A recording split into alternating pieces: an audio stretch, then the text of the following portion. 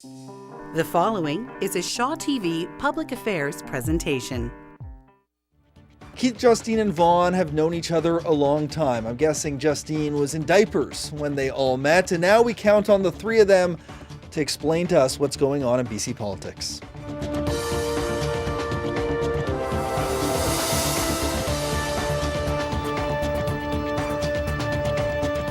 And good evening and welcome to Voice of BC. I'm Vaughn Palmer, and here we are halfway gone in the BC legislature session, coming up on the first anniversary of last year's incredible election, and delighted to have on the show tonight a couple of old friends who I have known and worked with for more than 30 years.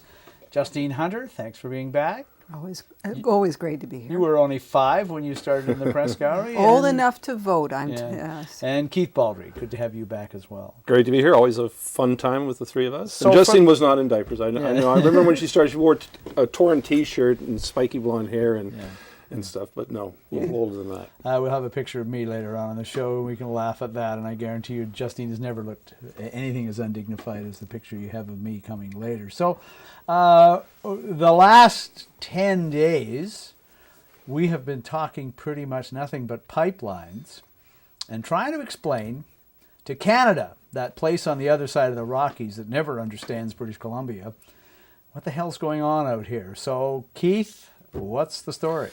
Well, it changes every day. So the latest development today was an Angus Reid poll that shows support for the Kinder Morgan pipeline expansion is starting to inch up, 54% now. It's up, I think, 6 points since whole in February. And opposition is starting to decline. But that's just one thing. Also today, Kinder Morgan put out another note to their investors saying, as it stands now, the project is untenable, in their words, because of what they feel to be the delaying tactics of the BC government, a lot of which I think is conjecture on their part rather than reality. But again, it just doesn't mean the pipeline's dead. You know, Ottawa and Alberta have signaled that if need be, they are prepared to step in and ensure this thing is built on their terms, perhaps with a consortium of partners. But it's an ever-evolving story, and it's a fascinating one. British Columbia government is still planning to go to court. It no longer thinks it can legally stop the pipeline, but they do think they can bring in regulations that affect its operations. And we had a bit of a briefing on that today from Attorney General David Eby. That's right. He and the Environment Minister, George Heyman, came out and met with reporters to announce that they've set a date that they will be bringing into the highest court in British Columbia, the Court of Appeal, the reference question by the end of this month. So we don't know what the question is. We have an idea of what it will be. It's going to be talking about looking at how the provinces do have a complementary obligation under the Constitution to regulate matters of the environment. There's been a number of cases to that effect. So yes, the federal government does have the supreme power to decide whether or not this pipeline is built. The question is whether BC can confirm that what it says is its jurisdiction to regulate matters of the environment and perhaps control what comes out of the pipeline. Mm-hmm. One of the things I think it's interesting to note is at the same time that Kinder Morgan is saying this project is untenable, we can't go ahead with it, we're slowing down all non-essential construction. They're in the middle of just going into negotiations with Ottawa and the Alberta government about what those two jurisdictions are willing to do financially to help remove any risk from this project. It's quite an unusual situation. Mm-hmm. You have a $7.4 billion pipeline, perhaps even more, and you've got two governments willing to say, we'll backstop that. And if the federal government and Alberta put money into this pipeline now, the pressure on BC is going to be that much higher because you now got the BC government saying, we're going to do everything we can to try and regulate this issue of the increased flow of oil through BC against Canadian taxpayers' dollars, which will make it a different dynamic altogether. But all BC is doing is they're asking for an opinion of the courts about whether they can do this or not. They're not actually throwing legislation across and trying to stop it that way. And they're also continuing to issue permits as requested from Kinder Morgan. So there's nothing that Kinder Morgan can point to where they can say BC has effectively tried to stop this pipeline. It's all, just as Keith says, conjecture on the part of the company and on the part of Alberta to say this is what BC is trying to do. Two more developments that we should note before moving on. One is this piece of legislation they brought in Alberta this week. Mm-hmm. Yes, so this is Bill 12, Ensuring Canadian Prosperity Act, something like that. Weird title, but it's basically giving the Alberta government the power to set up a licensing system to regulate the flow of petroleum products outside the province. It doesn't mention BC. It's just a 7-page bill. It's not a very complicated one, but it will allow them to literally turn up the amount of product flowing out of the province, or reducing the flow. So the implications, of course, they could reduce the amount of fuel headed BC's way by a significant amount. And if oil companies don't cooperate and follow the rules as set down by the energy minister, they face very hefty fines of, I think, $10 million a day for any day that they don't follow the law. And most energy analysts, gasoline analysts, suggest that if they were to do that in any appreciable amount, gas prices in Metro Vancouver would soon hit at least $2 a litre, perhaps even more. And that would start changing, I think, the sort of the parameters of the debate we're having over the pipeline, and make it a lot more hitting home in a more personal way in your wallet, that you will see a personal stake one way or another, or whether this project goes ahead. Now, I've talked to Notley's people, no indication this is going to happen anytime soon. This is something designed to show everybody they think they've got the power. David Eby says, no, constitutionally it's not going to stand up. If Alberta were to enact this, he would be in court immediately seeking an injunction to stop it. It could get ugly, as Justine pointed out, the regulating bitumen. If BC gets to the point of regulating Alberta's bitumen, Alberta may well respond and say, you mess with our bitumen, we're going to mess with your gas. But I think we're a long way from that. Yeah, and if one province can stop one's bitumen, maybe the other one can do gasoline, but I think both issues will end up in court. Justine, I did want to mention one other thing. The Provincial Prosecution Service, which is independent, announced this week that they were going to take charge of the prosecution of the people who've been arrested for defying the court injunction around the project, and those people may face criminal charges. That's right. So the justice in this case had said in the court that it wasn't appropriate for Kinder Morgan to have to, as a private litigant, handle all of these cases. There's more than 140 people who have been arrested, including 2 MPs. Kennedy Stewart and Elizabeth May, the head of the Federal Green Party. So they've got all these people coming in. They've been charged under a civil injunction that Kinder Morgan sought to get protesters away from their operations on Burnaby Mountain. So what is happening now is as an independent agency, an arm of the Attorney General, the Prosecution Services has agreed to take over those prosecution. So it's no longer Kinder Morgan having to carry the can. And it does mean that they can be raised up as and face potentially jail or fines or both. So the more significant consequences. But it also changes what happens in court, because you're no longer able to really question under these, if it's a criminal prosecution. You can't say, well, my defense is that I felt it was important to do this for Mother Earth or any other reason. All you have to answer is the question, yes or no. Did you know there was an injunction that said you couldn't do this? Because this is now contempt of court, and it's a much more straightforward and simple prosecution. And some people have made the point that civil disobedience is one thing, but being found guilty of criminal contempt can affect your career and your ability to travel and a lot of other things. If you have a criminal record, you can be stopped at the border. It can impair your ability to travel. It can impair future employment possibilities. And I think it's incumbent among the protest organizers to inform anybody who's about to go down this road what the implications are of a criminal contempt citation and charge and being found guilty. The stakes are considerably higher, much higher than a civil contempt proceeding. So we'll see if going forward we see as many people willing to be arrested as we've seen in the past, now that the stakes, I think, are considerably higher. And an unfair question, but what the heck. The Prime Minister said on the weekend that this pipeline is going to get built, and he indicated construction should start this summer. Do you think it'll happen? I'm not sure about construction starting this summer. And I think there's a lot of hurdles that still have to be cleared. The Prime Minister and Rachel Notley, the Premier of Alberta, have identified John Horgan as the obstacle in this. John Horgan is not the only obstacle in this, and there are a number. The Federal Court of Appeal still has not ruled, and that could strip the permit away, the federal permit. There's another case seeking to overturn the provincial authorization of this project, and now we've got this reference case. So none of those, I don't think, are going to be resolved entirely to Kinder Morgan's satisfaction by their self-imposed deadline of May 31st. So whether they're satisfied with what Ottawa is willing to bail them out with is going to be the question. But it's up to that company to decide whether the risk has been removed. Well, yeah, I agree. The prospects of construction beginning in earnest, I don't think are very high. There's a lot of, as Justine mentioned, a lot of unresolved issues out there. But having said that, Justin Trudeau on that weekend summit in Ottawa with Notley and Horgan made it very clear he's gone all in on building this pipeline. And he's staked his entire political future to this project. And he's let it be known that it has to go ahead. So he's going to do everything he can in his power to get this thing going. Maybe it doesn't happen this summer. Kinder Morgan says they want to start by the end of May because of the schedule. You can't necessarily build a lot of this stuff in the dead of winter through the route of British Columbia. But Trudeau's made a political calculation here. And if this pipeline is not built, I think his career just flames out.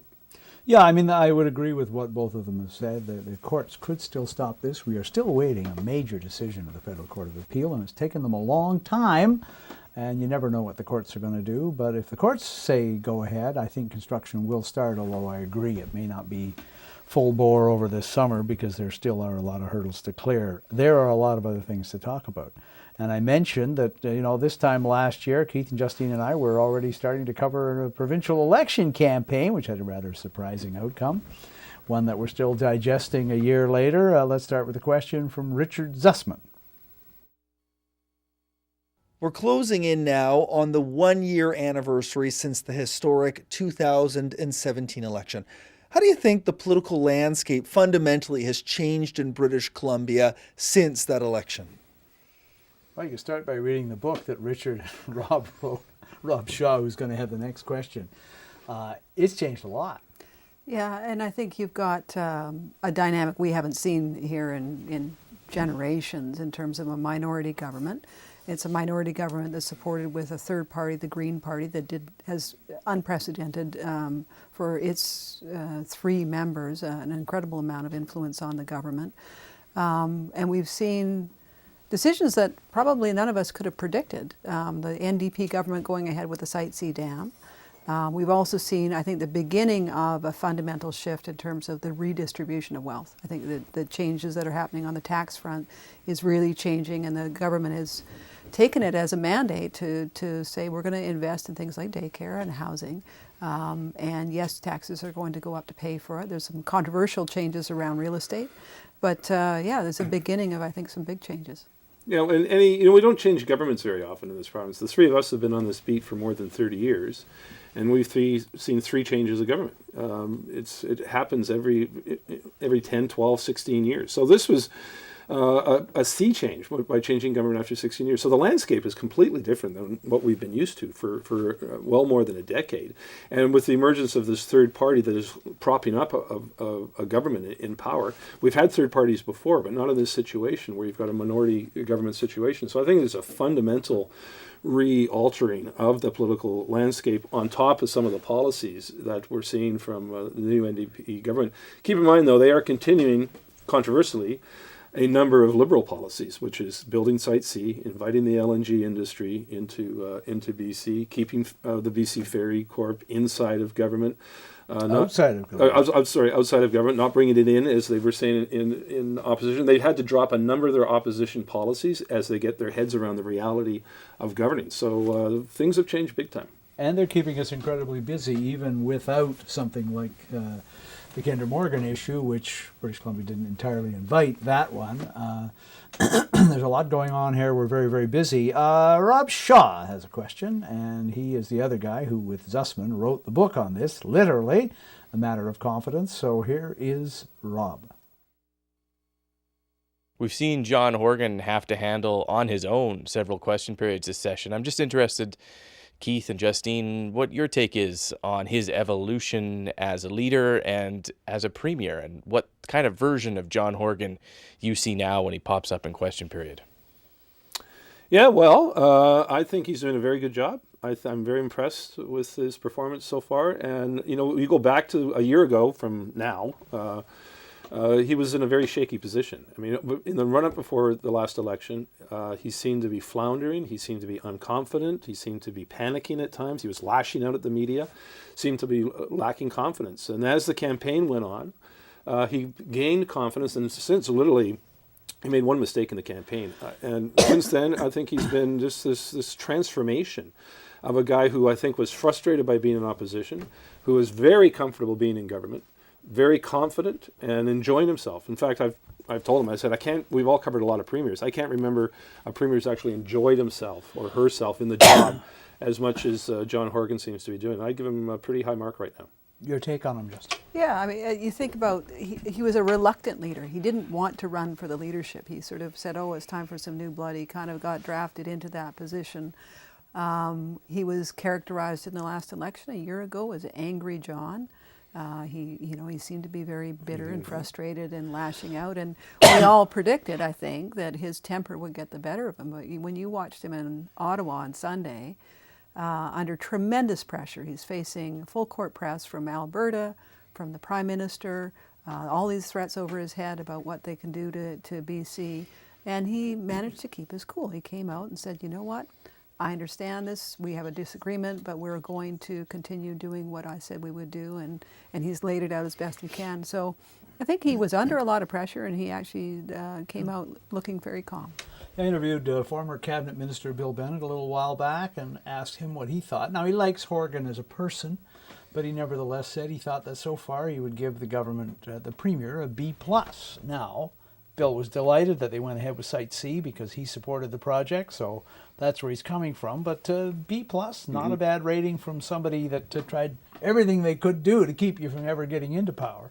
So, interesting rating. Let's see if we can get this one out of the way before the break. Richard Zussman. This is a question for all of you. We're now closing in on the end of the legislative session, but there are still a lot of big pieces of legislation the NDP have to put forward. What do you think those critical pieces of legislation are? Yeah, their signs are getting bogged down. They're not getting everything done in the time they have. Yeah, we were told the cannabis legislation was many facets of that, and that's a huge part that's delayed. We're told a lot of the drafting capacity within the legislature. So all of those bills, or whether they roll it all into one, that's a big piece. We're expecting some significant changes at ICBC with how they go after bad drivers. They're still just getting that feedback from the public before they draft those.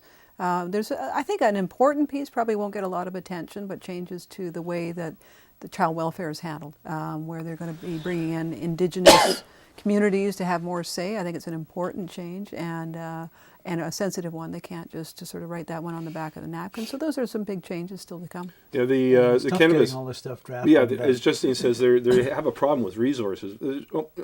Especially, there's specialists who are actually trained to write legislation. Not anybody can do that, and they need a lot of experience. And I think there's been some retirees and haven't been replaced. So the resources there to draft legislation don't seem to be as high as is required. Also, they're getting into this kind of late in terms of just being a new government and trying to figure out how everything works. The cannabis stuff's going to be interesting. Mike Farnworth, the government House Leader, told me some time ago 18 different pieces of legislation had to be amended. He thinks that number's dropped a bit, and as Justine alluded to, he's probably going to consolidate them in one or two bills, sort of omnibus miscellaneous statutes type bills. But everything from that affects residential tenancy laws, strata laws, motor vehicle laws, corrections laws, some health laws, all of them are impacted by the legalization of cannabis, and that's a challenge I think that Farnworth's facing. To get those in front of the House. He says he's not going to extend the session, but boy, he's running out of time in terms of getting this stuff done. One of the things that always goes on in a legislature session, too, is the opposition does try to show that the government can't quite manage its affairs. They drag things out. They dare them to put stuff off to the fall. They dare them to bring in closure and end debate. And I think you're going to see some of that games playing going on in the next few weeks, too, maybe with a view to trying to get the government to either extend the session or put stuff over to the fall. On that note, we'll take a brief break on Voice of BC. Stay with us. We'll be right back with the media panel.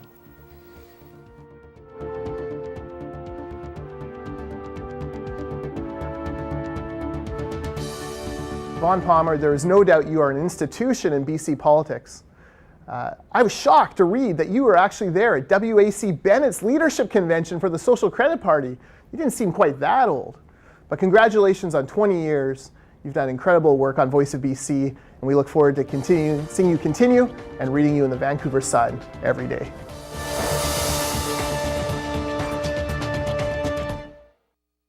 Vaughn, let me acknowledge you by your name, Vaughn.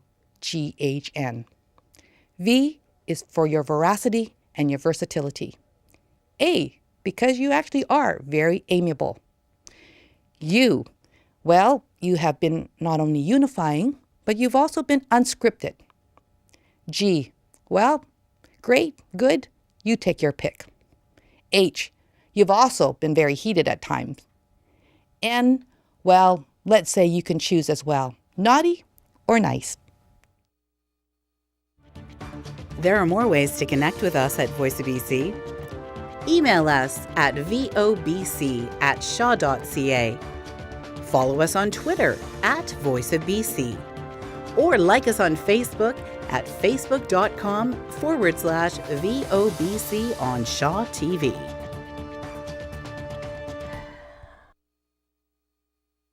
Vaughn, since you started hosting Voice of BC back in 1998, 20 long years ago, a lot of things have changed. We've had new lieutenant governors, new prime ministers, new MPs, new MLAs, new premiers, new cabinet ministers. Gordon Wilson even had 3 parties in that period of time. And yet you've remained a constant, fixed on the horizon, the host of Voice of BC. Congratulations.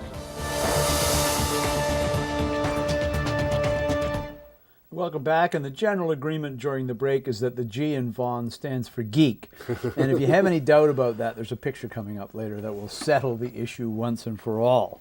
We'll go back to some questions on tape. We mentioned some things the government got right and some controversies as well, but I think they put their foot wrong on one thing, and here with a question about it is Bruce Halser.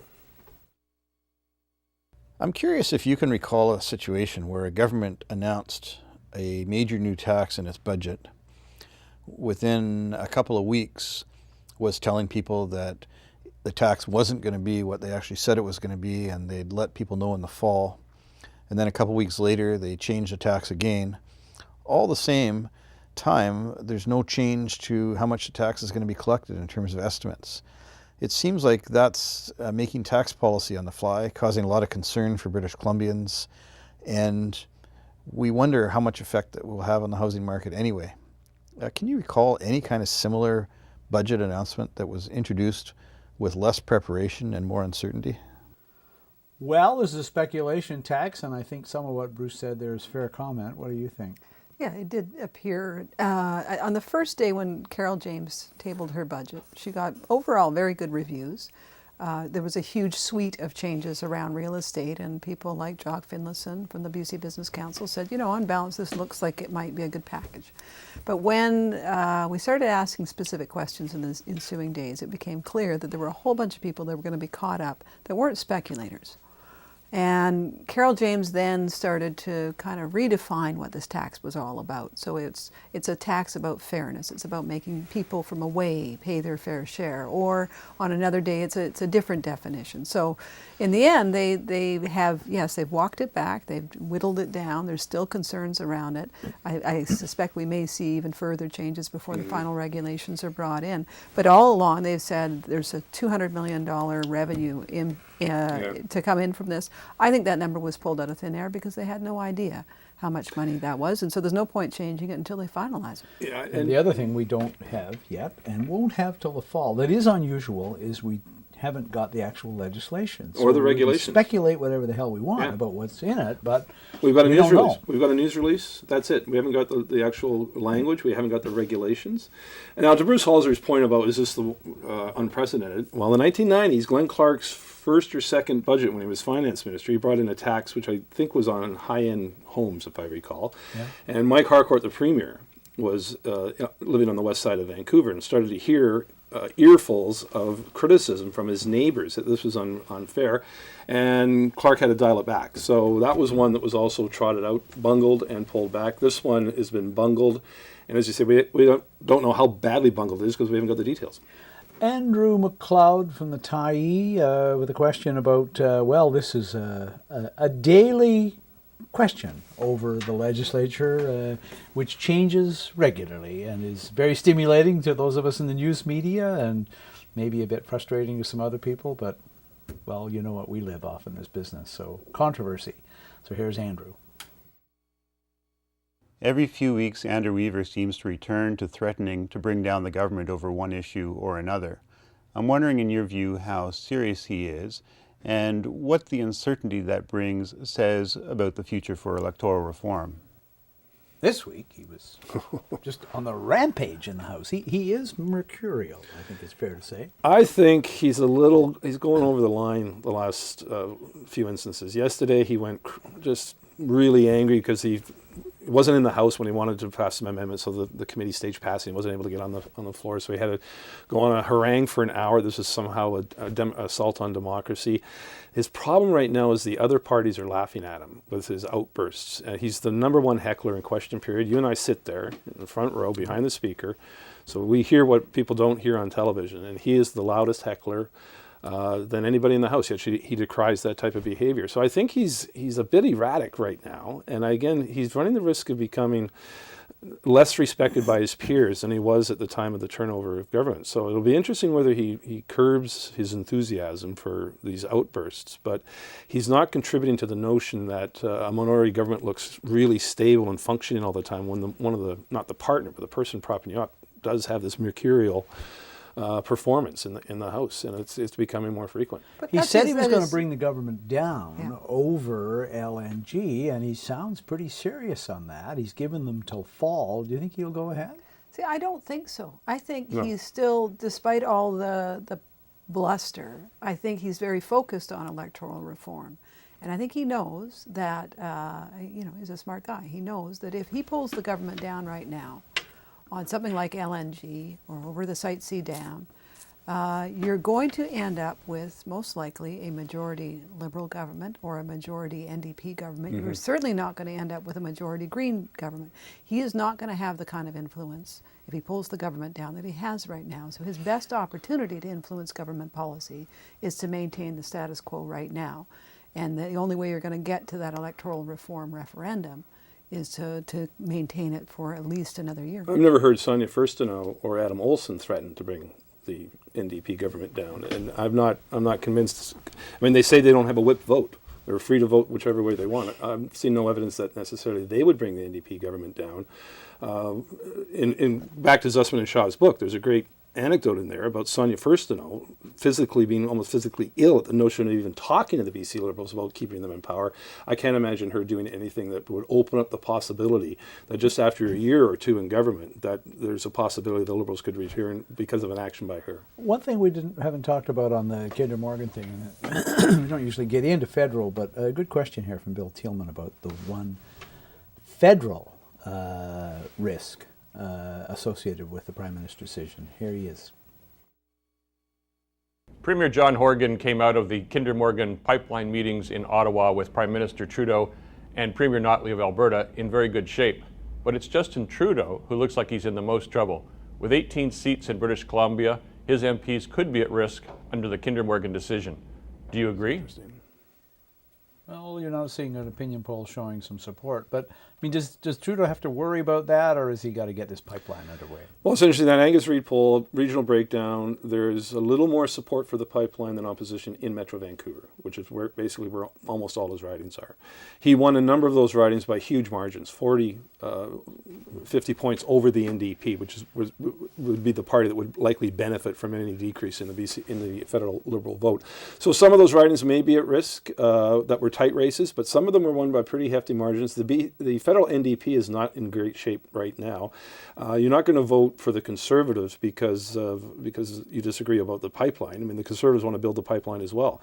So the NDP is going to have to poach votes from him on this issue.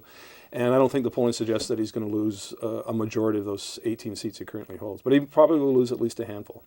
It's interesting, though, that John Horgan's main ally in this right now across the country is Quebec.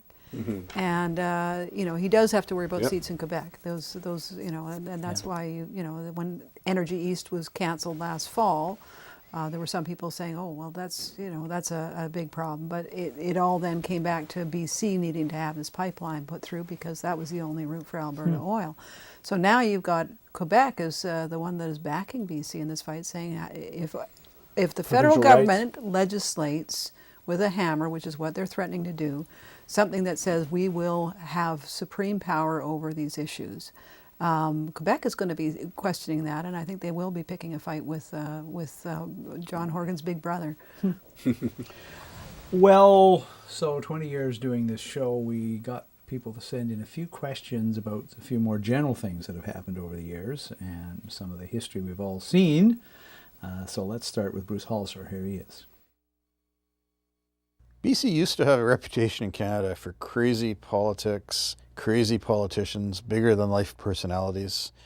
I think that really changed with the beginning of the Gordon Campbell government, and we probably have a little more sober politics even in our minority situation than Ontario does.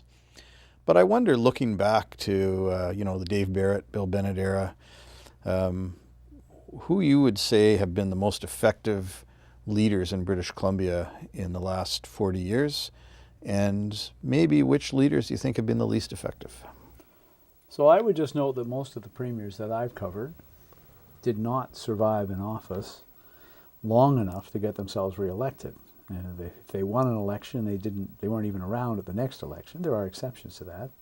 Christy Clark managed to make it to the next election, though she wasn't able to hold on power. Gordon Campbell got himself reelected, but most British Columbia premiers in our long history are one-term premiers. Some of them got a lot done. Dave Barrett's one of them, but there's an awful lot of one-term wonders, and some of them that weren't that wonderful in their one term.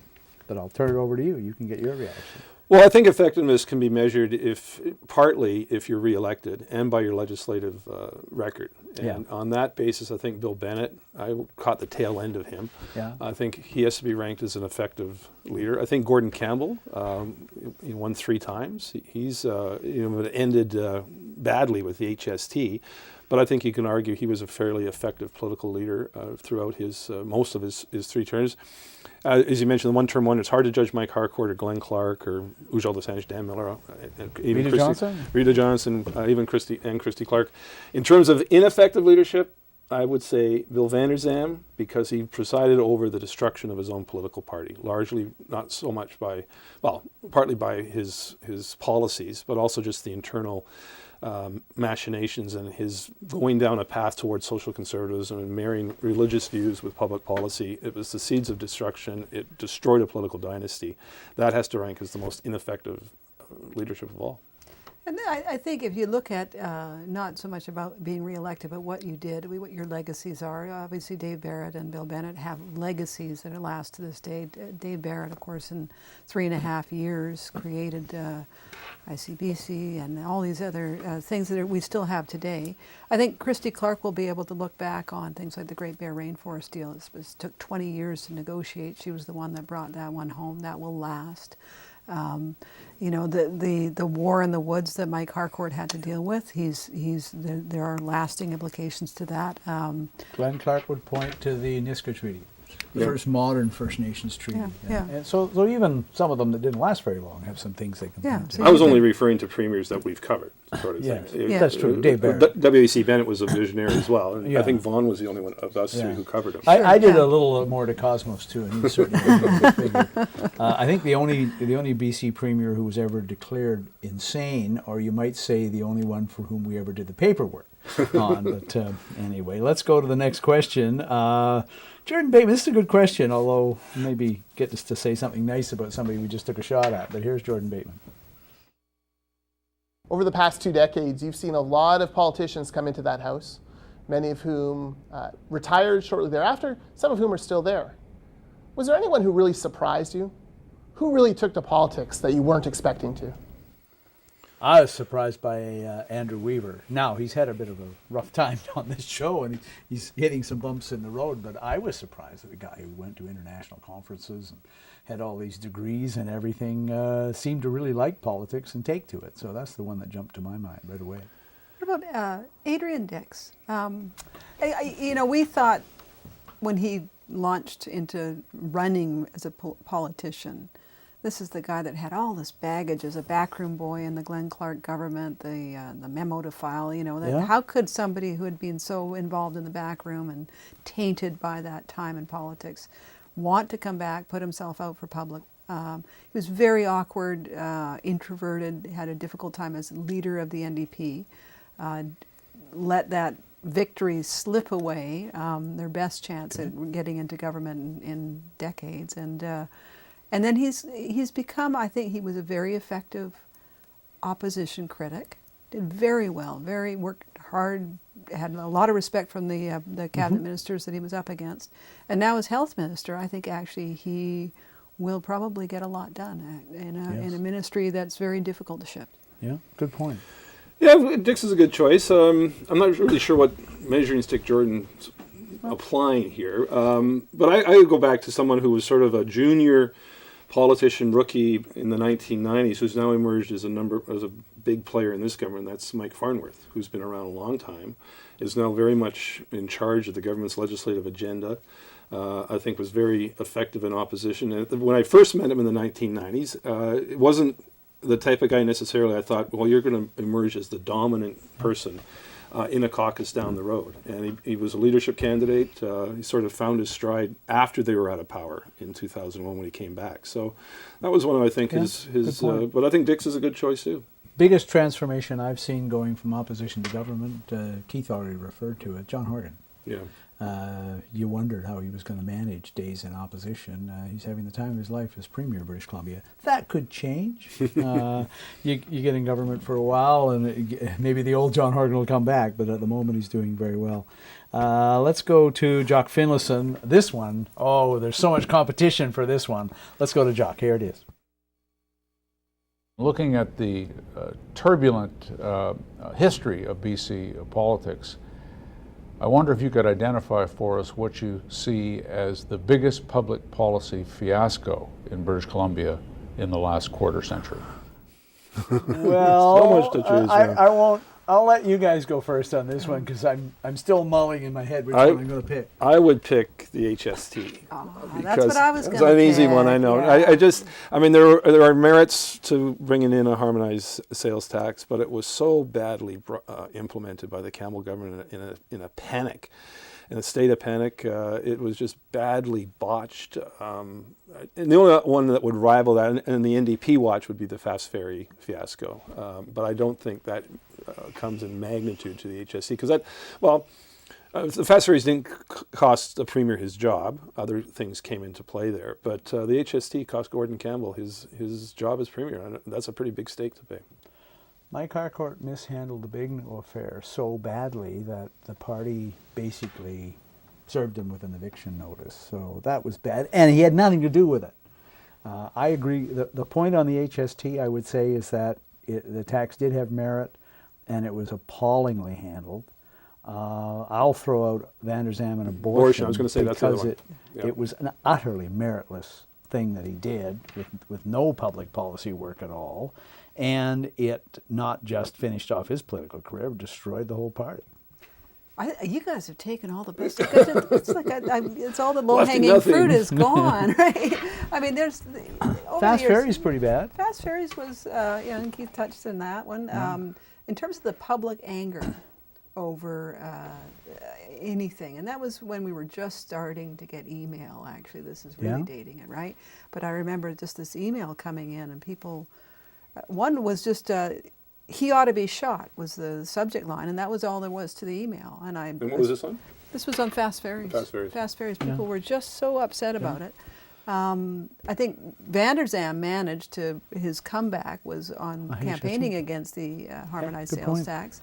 And that one, again, was very divisive and very, people were very upset about this tax. The abortion one with Van der Zalm, you're right, that was incredibly divisive. And it helped tear that party apart. So in some ways, I guess that was bigger than HST. I mean, it cost Campbell his job, but that particular policy cost a political party its existence. Take a brief break on Voice of BC with the media panel. We'll be right back with some fascinating snapshots.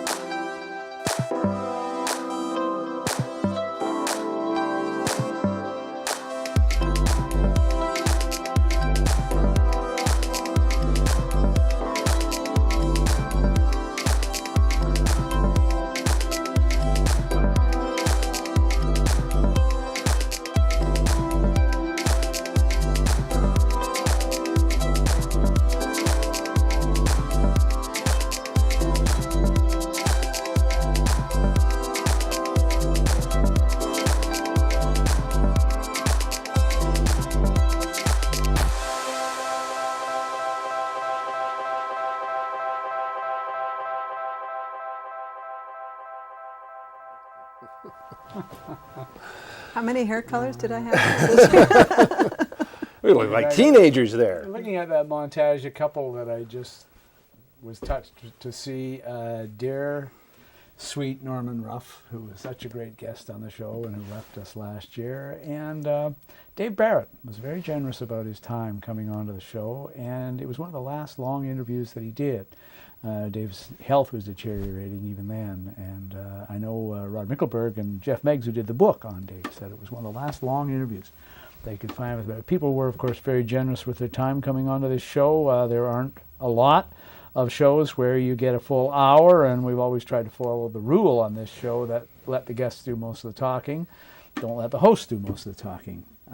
We have a second montage, however, that we're going to run. And this is, I think, just some premieres on the show, so let's go to that. And Keith and Justine can talk over the top of it. So, premieres, let's go.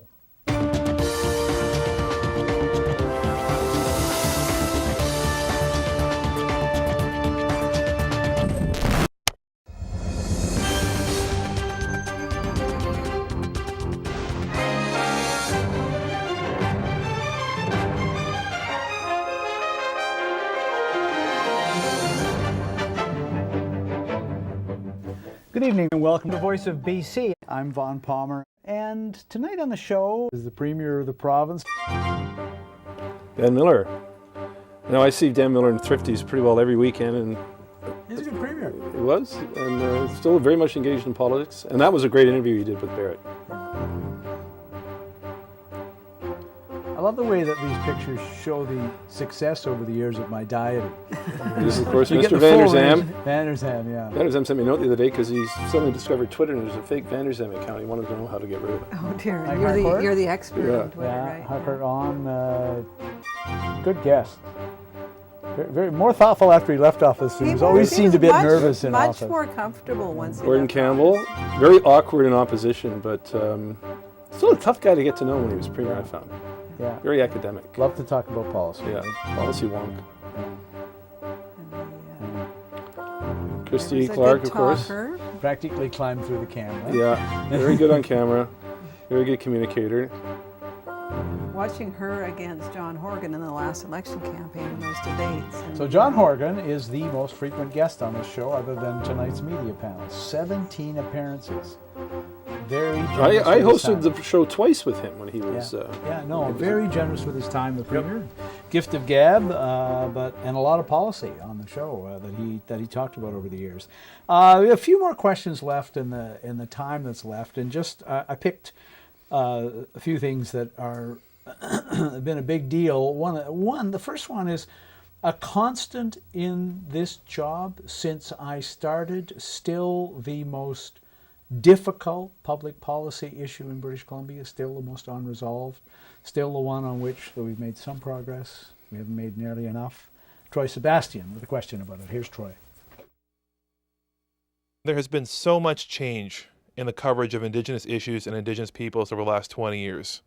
What is the one thing that has surprised you the most in terms of the change that we've seen in that time? Well, I'm surprised that the treaty process, which had so much promise, has produced so few treaties. Yeah, there has been, I think, a huge difference in the coverage and I think in the attitude of Canadians, the awareness of some of these issues that came out of the Truth and Reconciliation Commission. Yeah. And people are starting, and every politician now stands up at the beginning of every news conference to acknowledge that we're on the unceded territory of whoever's the Indigenous community is from that place that we're in. And I think it's becoming much more of an accepted notion that there's something that is lingering that hasn't been fixed that we've got to get past. We need to understand in order to move forward, and so that's been a positive change. I still see in newsrooms and in politics we don't have the representation of Indigenous people, and I think until you actually have newsrooms that reflect Canadian society and legislatures that reflect the commons that would reflect that, it's going to be hard to actually get to where we need to go. And the courts have had to do an awful lot of pushing. Yes, and I mean, there's been some court decisions as well, pivotal court decisions that have changed the landscape and have forced the media, I think, to take a closer look at some of the issues. Troy's point about the media coverage, unfortunately, media is shrinking in terms of resources. And I remember when all three of us were at the Vancouver Sun, we had, I think, 2 Native Affairs reporters as a beat. And that was a guaranteed source of coverage of issues relating to that area. And that's gone now. And you see very little of that specialized reporting in most major media. You're left with, I think CBC does. CBC does a bit, and there's a CTV program too, I think, called First Nation. But it's not like a daily basis because it's not just one news outlet anymore. It's people are getting their news from all sorts of places, and it's tough now when you don't have the resources available to cover it. Ida Chong, good question here. This has turned.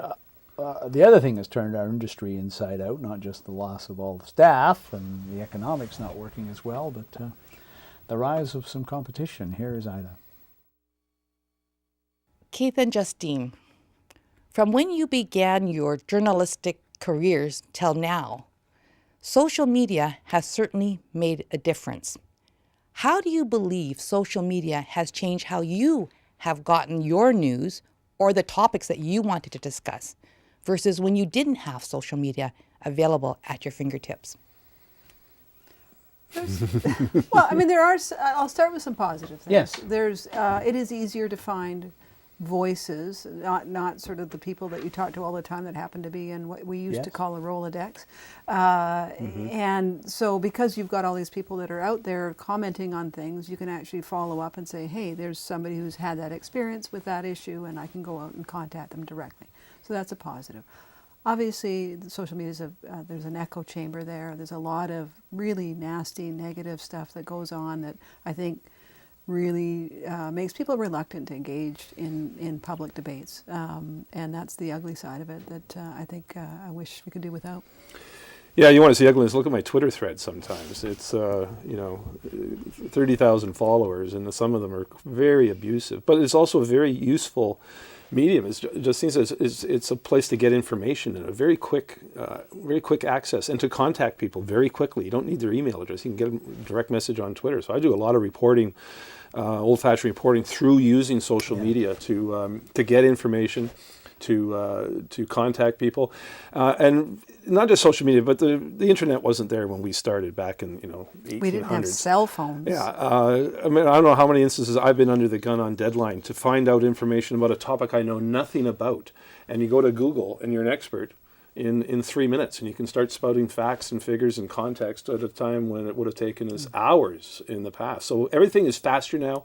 Everything is more rushed, but the conversation is a bad one on social media. It's, as Justine said, it's an echo chamber, and people just refuse to. I don't know how many people on my Twitter feed today. I posted the Angus Reid poll, and because people disagreed with its findings because they were adamantly anti-pipeline, they branded it as fake news. And this is the other phenomena of social media. If you disagree with something, well, I'm just going to say it's fake news. It's not real, and that's a very harmful thing, I think, for democratic institutions and democratic debate. Interesting too, because there doesn't seem to be any memory out there when the Angus Reid organization reported less than a month ago that John Horgan was the most popular premier in Canada, and the poll was attacked by people who don't like John Horgan as an obvious work of an NDP stooge. And so today, when he reports that support is actually rising for the pipeline and the government doesn't have as much support as it thinks on the pipeline, he's being attacked the other way. And it is that echo chamber phenomenon on social media. Now, there's lots of very intelligent people on social media. It's a great tool for gathering information and making contact with people, and we use it every day. So the only piece of advice I would ever give anybody on it is the same piece of advice I used to give people when there was just print, radio, and television, which is get your news and opinions from a variety of sources. Yes. Don't get it all from one person. And try to understand people that you disagree with once in a while, because they have their own reasons. I couldn't avoid this. I thought about avoiding it. I thought of just running out of time and skipping over it, but you promised Christina and Jason, who put this show together and do all the work on it, put this together. So here we go. Vaughn Palmer. God help me. It's time to turn the tables a little bit on the interviewee. Vaughn Palmer has been a rock critic, city editor at The Sun, longtime legislative columnist. Justine and Keith, you've known him better than pretty much anyone else. What are your favorite Vaughn stories, and what don't we know about the man who's interviewed so many people over the years? Well, my least favorite story is his refusal to even give me a job interview when he was a city editor. But the best story is they ended up hiring the woman who I later married, Ann Mullins. So he hired us Ann. My judgment was impeccable. Impeccable judgment. Refused to even give me an interview. I had to go another 2 years on the unemployment line because of his bad call at least he made one good call as city editor, hired Ann. One bad call, he refused to even look at my resume. Not that it was very big. So 30 years ago, I came to the press gallery as I was lower than an intern. I had scraped together a little job that allowed me to show up and write for Canadian University Press. I had no standing, I had no backup, I had nobody to support me, to tell me what I was supposed to be doing. It was my first budget lockup, and you came along and you sat down and said, "So, what do you think?" And it was actually something I always remember, because you've always been supportive and generous with your time and your knowledge, and you've been always willing to share that with other reporters and other people. But it's also the fact that you listened to other people and you wanted my perspective on it, even though I thought I had absolutely nothing to offer for somebody who was so experienced even then. I've never figured out how to work a tape recorder. Another story from the Bureau when we worked there. Gary Mason was working with us, Globe and Mail columnist, and Vaughn was doing his American radio show on our old Vancouver Sun phones with the three lines. You punch line one, line two.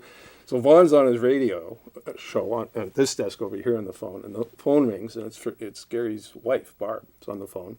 So I said, "Gary, line one." And in those days, you could go on each other's line. Gary presses the wrong button. As Vaughn is talking to Washington State, Gary gets on the phone, thinking he's talking to Barb, and thinking the baby, Jordan, is on the line, and starts saying, "Hi, honey. How's sweetie? How are you, little sweetie?" And suddenly, American viewers, and Vaughn's suddenly freaking out, going, get him off the air, get him off the air. I'm sure some Americans to this day are wondering, what the heck was that all about? I've been very, very lucky in one enormous respect, in that my main job, Vancouver Sun Victoria Bureau Chief, columnist, has had a whole string of very, very capable Vancouver Sun bureau chiefs, including the two people here, and Gary Mason and Rob Shaw, who I work with now, and a whole bunch of other people, Craig McInnes, that I worked with in the past. I think I counted them up once, and it was 9, which is almost as many premiers as I've covered. I keep driving them out. I think they get to the point where they can't stand me any longer and go on to something else, or they sit there like Baldrey and spend all their time scheming for how they can get their hands on the column, and I won't go away, so they go somewhere You're on to me. But the press gallery is a really interesting institution, because a lot of people come here and they stay here, and it builds up a level of knowledge and expertise that is handy. I was struck during the last teacher strike, where the government was considering firing the school board, when reporters on the mainland phoned over to ask the education minister how it worked the last time, the education ministry said talk to Baldrey and Palmer. They covered the last school board. So we end up occasionally getting referred to as a research department. Yes. So that's all the stuff. But it's a good gig over here in the press gallery. It's a nice place. And well, your institutional memory comes in handy for so many people around the building. And you're right, it's not just the education ministry. There's politicians and staffers from time to time say, I have no idea, talk to Palmer. And the best line about the press gallery I will give to former Cabinet Minister Joy McPhail, now chair of the board of ICBC. She said that the voters of British Columbia, in their wisdom, sometimes change the government, occasionally change the opposition, but unfortunately they've never changed the press gallery. So that's for the people out there that are on the press. We got time for one more question, and that is about a big deal that's coming up this fall. But do we have that wonderful picture of Vaughn Palmer? This beyond doubt that this was a geek.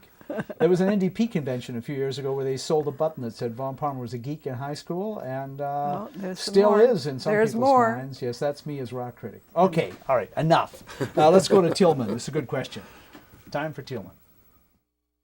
Keith and Justine, the proportional representation referendum takes place by November 30th, and yet we have no alternative proposal for an electoral system which would incorporate proportional representation. We don't know if it could be MMP, STV, MMM, or EIEIO. When are we going to hear anything?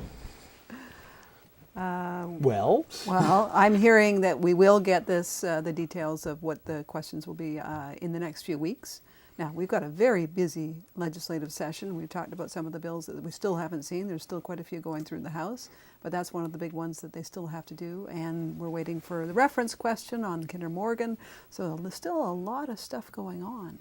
And the debate on PR really hasn't started yet. No. I think it'll. Bill's been out there. The summer, yeah. Bill's out there leading the anti-PR campaign, or co-leading it with Bob Fleck and Suzanne Anton. He's been very successful at this in the past. I think I've talked to him a number of times. He does think his work's the hill's a little climber to push that boulder up this time, but all depends on the question and the rules, and we haven't really seen a lot of info. And Justine's right. I mean, we're getting pretty crowded in the legislature right now, and time's running out. So I'm not sure how much the government can push onto its agenda in any real tight time frame. I still think the flurry of activity in this is going to be in the fall, just before the vote.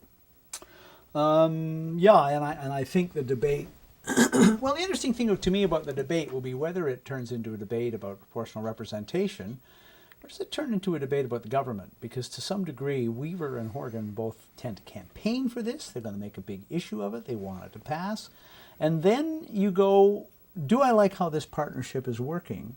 And I wonder if some days that Weaver isn't undermining it by the way he's acting. Yeah, well, that's why the whole, whether he's going to pull the government down, he's got to be thinking about that, and whether if he really wants this change to happen, he has to make this government work.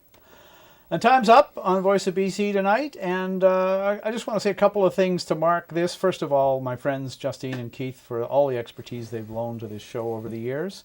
20 years, 40-some shows a year. That's an awful lot of guests and an awful lot of people watching at home. I appreciate that. And the other thing is, I really do have to say appreciation to Christina and Jason, who do all the work putting this together, assemble all the clips, put up with my inability to stop clicking my pen and look at the right camera and not lose my voice. It's been a blast, and thank you folks at home for watching Voice of BC. As long as we could, bringing the legislature and BC politics into your living room. Good night.